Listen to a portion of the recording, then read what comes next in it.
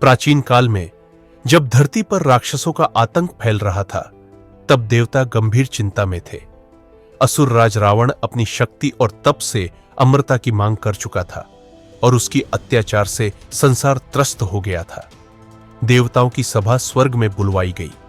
सभी देवता इस विचार में डूबे थे कि कैसे इस संकट से मुक्ति पाई जाए।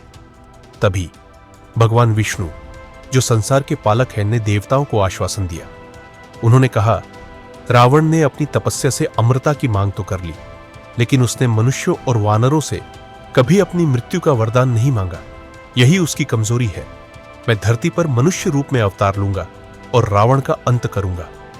देवताओं के चेहरों पर आशा की किरण जगमगाई। अब समय था भगवान के अवतार का।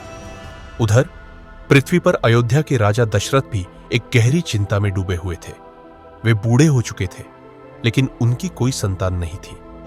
राजगद्दी का कोई उत्तराधिकारी नहीं था। उन्होंने हर तरह से यज्ञ और पूजा की, किंतु कोई फल नहीं मिला। उनकी चिंता यह थी कि उनके बाद अयोध्या का क्या होगा। राजा दशरथ की चिंता असीम थी। वे रात दिन इस विचार में खोए रहते कि क्या वे कभी पुत्र का मुख देख पाएंगे। पर उन्हें क्या पता था कि उनकी यह चिंता ही देवताओं की योजना का एक महत्वपूर्ण हिस्सा बनने वाली थी।